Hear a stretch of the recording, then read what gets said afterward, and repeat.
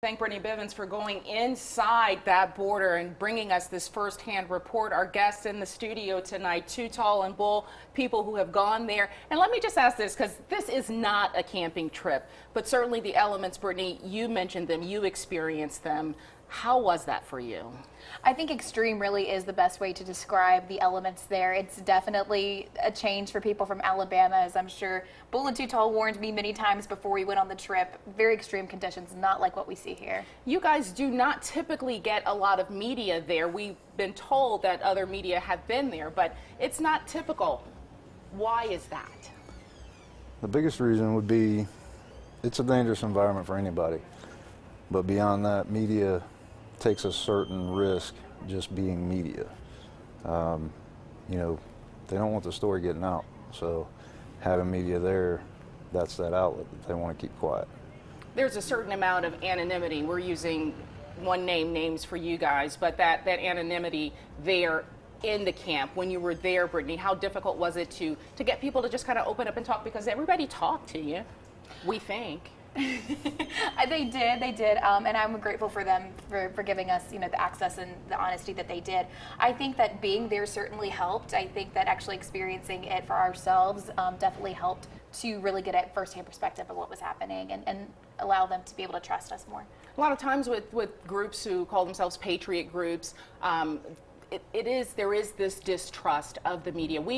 Since we've been airing these reports, have been getting a lot of feedback from people online, and we noticed that some of the people who were there at the camp when you guys were there have been replying to some of the comments on the website. Is there this sort of group that really supports what you guys are doing? Yes, ma'am. Now, we as the members going on the trips, we're just a small part. It takes a whole support group, and Border Keepers of Alabama is really every one of them. We're their representatives. Those people who are posting online?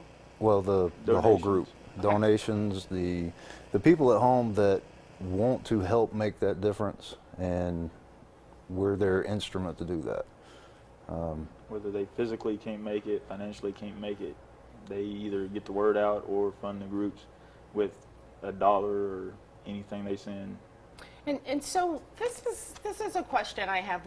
Because there is obviously a political element here, but for your families, with you guys going to what is a dangerous situation, I mean, people are walking around with guns. It's not a camp. What do your families say? For the most part, it's support. We see it in our daily lives, in our communities right here in Central Alabama. We all have family members that worked construction that has been completely decimated by the illegal immigrants. We've had the medical field, you name it, everybody. And so the point is really to stop people, because we understood that there were a lot of drugs that were coming through, because there's also a huge decimation in our communities with heroin addiction. We saw in one story that Brittany aired that there were drugs involved. They're giving me just a 15-second wrap, so I want to do this. I want to thank you guys for coming in to share your story. I want to remind our viewers, you can go online right now at WIAT.com to see more of the report, learn about the Border Keepers of Alabama, and see Brittany's video blogs, which really tell the story, and get in on the conversation. Thank you for joining us.